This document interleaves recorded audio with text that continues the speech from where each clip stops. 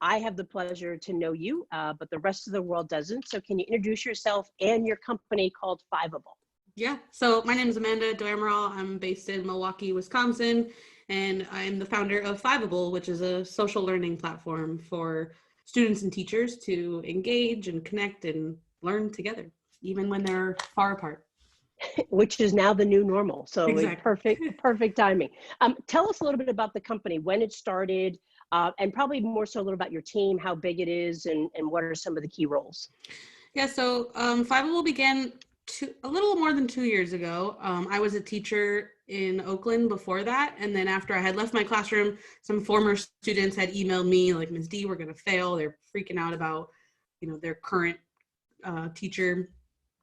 And then I started live streaming, and those live streams have turned into much more than that. We've gone beyond just streaming and have included trivia games and study guides and community forums, and really just thinking about, at first it was thinking about what does learning looks like after school, just outside of school hours. And now it's like, what does learning look like at home? What does it look like just outside of school barriers? Like, how can kids create content and share it with each other? And how can they learn from teachers from anywhere?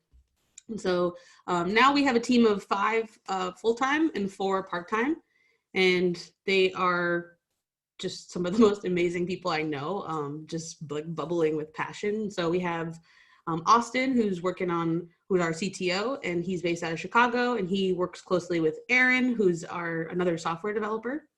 And then Tan is also my roommate. So we have like a Fiveable house, and Tan is our like product officer. He really focuses on design and SEO and building community. He wears like 3 different hats right now, and is just incredible with that. And then we also have one other SEO specialist on our team as well, LG, who's based in Chicago.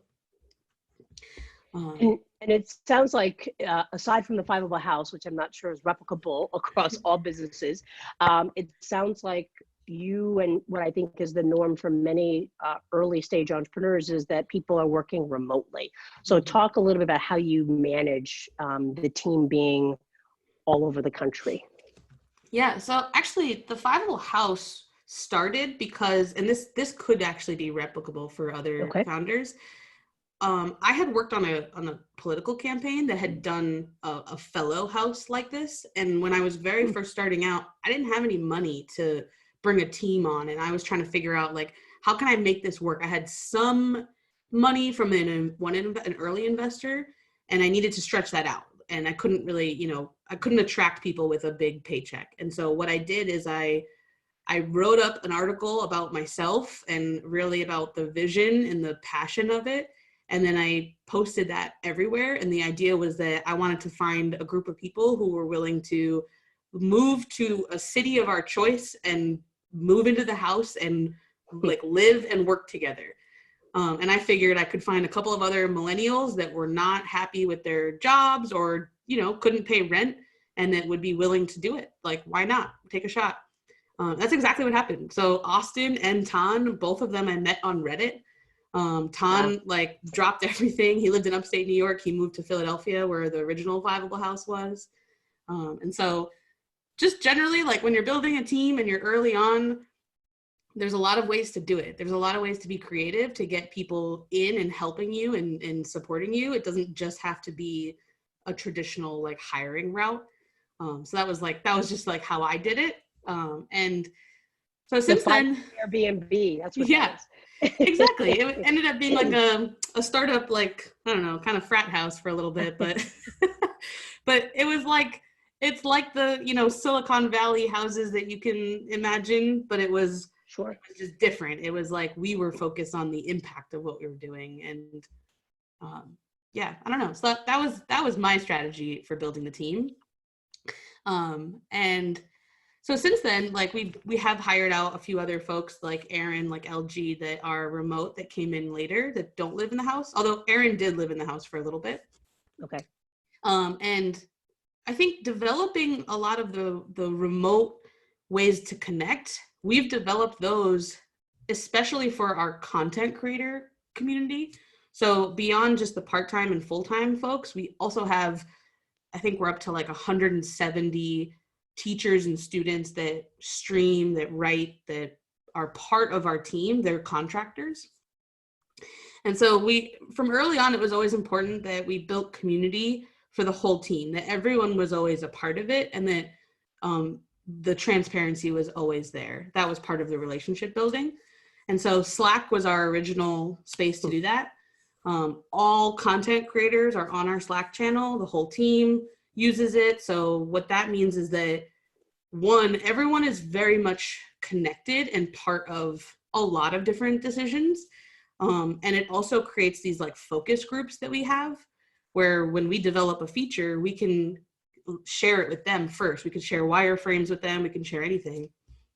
And it also creates like, they have become friends, you know, like there's teachers, there's students that are, it's like the cutest thing, the students, like the intern channel is always like popping at, 2 a.m. and I'm just like, go to bed. So Slack is definitely the centerpiece of our like tech stack for remote. And then we use other things too. We'll use like Zoom a lot. We have all of our meetings on Zoom and we kind of structure it out. And then we just started using Asana to like really keep track of who's doing what and when and like all those different pieces. And that's actually been going really well. And then, like some of the other like tools to collaborate, like Google Docs or like Figma. We use Figma a lot for design. That's what everything that we do is designed in, and that allows for like a lot of people to design together. So it sounds like there's tools, but I would imagine the crux of this is really something you said around the transparency of information, so that people feel like they know what their role is, they understand any interdependencies of roles, and they can see, and I guess kind of hold people accountable across those lines. Is that fair? Yeah, exactly. So on the full-time and part-time side, we have basically 3 teams. We have product, we have growth, and we have content. And most of us are on more than one team, but we pretty much operate with those 3 teams. And then within those teams, we work in like weekly sprints and different projects. And so each week can look different for different people, depending on like what we're working on. But for the most part, those are sort of the ways that it kind of structures out. And so we'll meet at the beginning of the week to sort of set up the like I'll meet with like between Sunday, Monday, and Tuesday, each team has a meeting and they set up the next week. And then on Fridays, we do like a whole team happy hour where we share like how the week went and just like generally how we doing. And something else that I do too is I share at the beginning of the week, I also share it out with all content creators, even folks who have applied and have not yet been accepted. I send out a weekly email to just the whole team that is like, here's what's going on. Here's where some of our like learning stats last week. Here's some new product features we shipped. Here's, some new content we posted, and here's some things that are coming up next week. So it's like everyone knows who's doing what, or they know that new things are happening. And stand-ups help for that too. So like every day, everyone on the team posts on the stand-up channel, just like, here's what I did, here's what's in progress, here's blockers. And we included the interns to that too. So it's like, it's really nice because then we have these, all the way from the CTO that's posting like, really high level stuff. For me, I'll post like, I met with this investor, or I did this like on the business side. And then the interns will post like what they did, but they can see everything that I just did today too. And one of the things, as I mentioned to you when I asked if you would do this, is that the team unanimously was like, yep, she's the perfect person for this. And obviously we're talking about leadership, and part of leadership is how you communicate. And one of the things when you were in our program, we highlighted were your investor updates.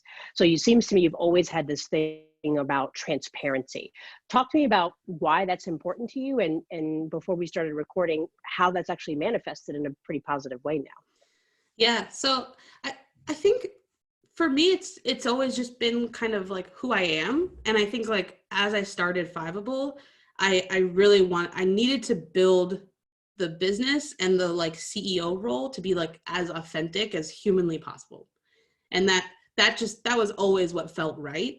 And so being really transparent, it's just sort of, I think it's important because I think there are a lot of people that can help you, that want to help you, that want to interact with you and what they're doing and ways that they can support you, whether it's just amplifying your message or connecting you with people or investing.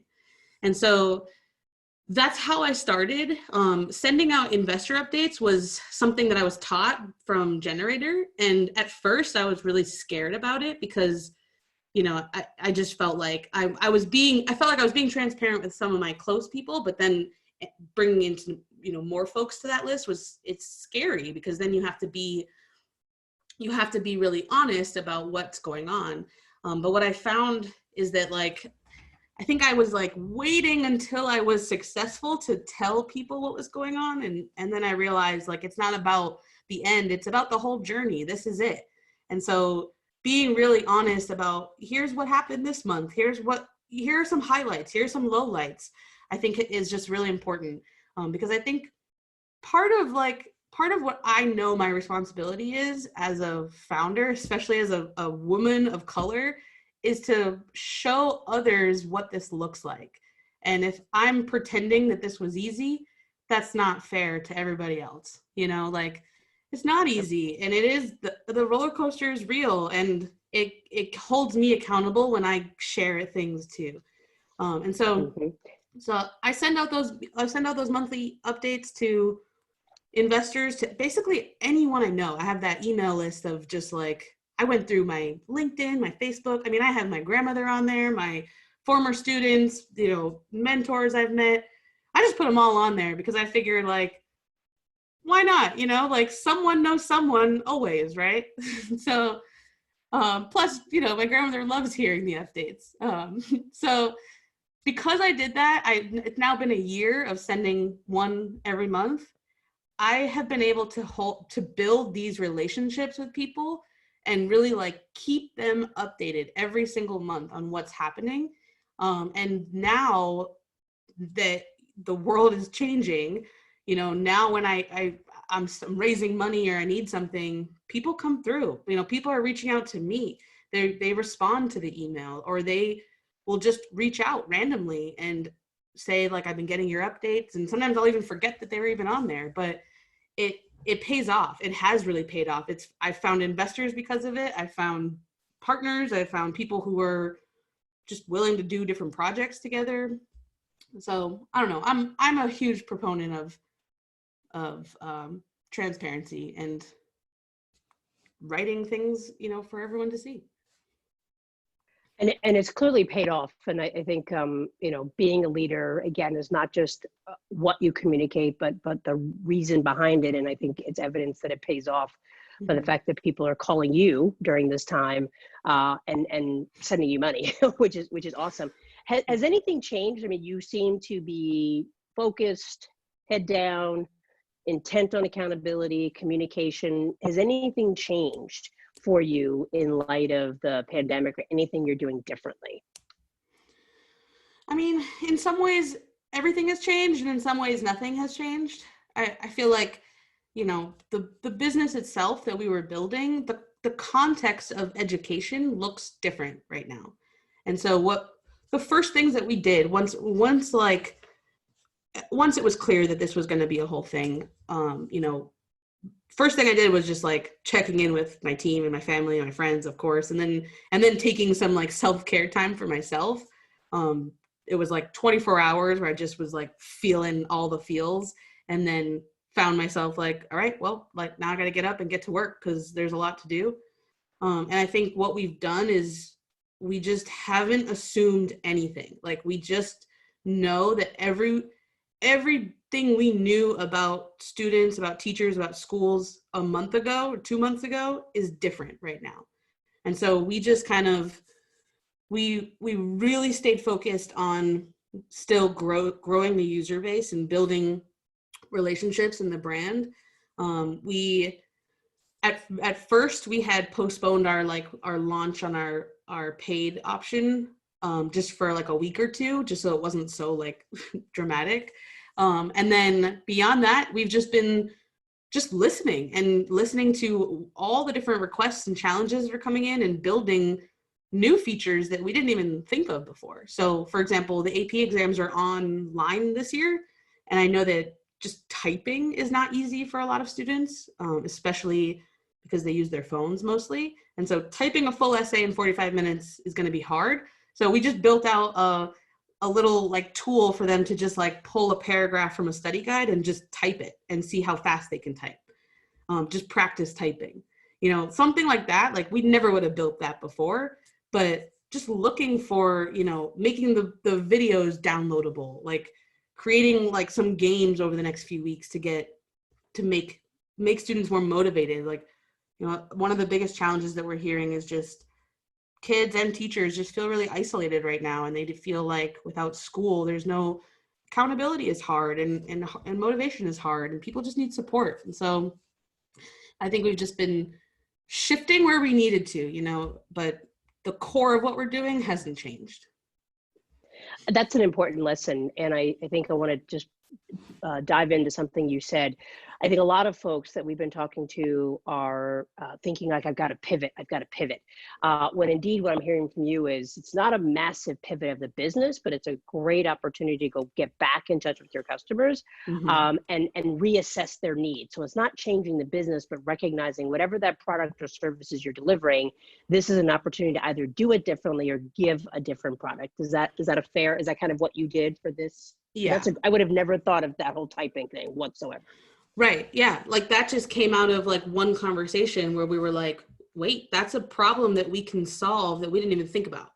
And so I think that's exactly right. That like just in some businesses, some industries are going to be totally different, like some that have been hit really hard. But I think the main thing is the problems that you were solving for people, those problems still exist. And sometimes they look a little bit different, or they have evolved, or they've changed. But if you go back to those people that you were solving for and figure out what's going on right now, and then how, you already have so much built. So you have 80 or 90% of the way there on maybe solving a little bit different of a problem. So it's not like a massive pivot at all. It's really just evolving, like even if a massive global pandemic didn't happen, I think this is how you build products anyways, is you keep iterating, you keep evolving them. So I think this is just good practice, just to like keep going back to users and adapting. Yep, because the customers are hopefully the same, but their buyer's journey clearly has shifted quite a bit. With that in mind, I guess, what are some of the things that you would say to entrepreneurs maybe in a similar stage as you, as they think about, oh my gosh, like what does all this mean to me? What are some pieces of advice you would give to them? So I think for founders who have always been underestimated, I think this is no different than any other week, month, year of what it feels like to build a business. Like funding is not guaranteed. All the challenges that are there before are always going to be there. And so I think the tools that we have as those founders are even more necessary right now. And I think the major thing for anyone is just like, go back to your center. Like, what is it that you are trying to solve? What is it that like gets you up every morning, that you're constantly thinking about as like, this is where I want to be? And find that passion again, and then stop at nothing to get there. Like whether it's a complete economic meltdown, or it's, on a smaller scale, some investor just told you no, like, so what, like you're going to have to plow through all those things anyways, like it's going to be harder to build a business right now, but in some ways it was hard before too. And so I think it's just about like recenter yourself, recenter your team, like take care of your people, and then just fight like hell to build it, like get there. It is a constant fight. And I think you nailed it when it comes to early stage entrepreneurs. and particularly entrepreneurs who are entrepreneurs of color and or women. One of the things I say is we are very resilient, and in some ways this could be our time to shine. Last question I have for you: what does leadership mean to you? I mean, I think just like we evolve the product for users, I think of Fiveable as a product too for our people, for our team, for everybody, and I think like as a leader, something that I talked about a few weeks ago, my family did like a Zoom Seder, and of course it was like, how's it going, Amanda? What's going on? I'm just like, honestly, it's an exhausting time to be a leader, because it sometimes means that you have to like put your own, where you're at, aside, like you have to like kind of make time to get through this on your own, because your team needs you too. And so I think for me in the last few, especially the last few months, but really since the beginning, because building Fiveable has not been easy. And there's been many times where we didn't know if we were going to have paychecks next month or next week, or if the Fiveable house would be able to pay rent. Like plenty of those questions came up. And so I think always it's about building relationships and seeing people for people and making sure that they have what they need, whatever that may be. And then you just sort of like, tap into their passions too. Like for me, being transparent as a leader is really important, because that allows my whole team, all the way down to content creators, to really understand what we're doing and why we're doing it. And then they connect with that, for themselves. And we talk to them a lot about, to share their stories, to give them a voice in all of it. And so I think being a leader is about supporting your people and building with them. This is not like me telling them what to do. I'll lead the vision and I'm going to direct them in the right way, but we're building this together, and it's always been like that. And I can't imagine not doing that, because we're going to have a better product because of it. I appreciate that. Well, thank you very much, Amanda. What's your website so people can check out your business? Yeah, it's fiveable.me. And we're doing a cool thing. We just launched this like really cool like AP Olympics yesterday. Oh, wow. And so basically the big ask is just, if you know any AP students or AP teachers, this is going to be super fun, because we're going to gamify studying, so that if you study on our site, you'll get points, and then there'll be prizes. And what kid doesn't want 10,000 points for watching a video? I was gonna say, I don't know about kids. I'm gonna figure out if I can sign up. I'll take an AP class from somewhere. I don't know that I passed all of them going up. So Exactly. I love it. I love it. Well, thank you very much, Amanda. As I said, the entire team admires you. We're so proud of you. Appreciate your time, and obviously continued success. Thank you. Appreciate it.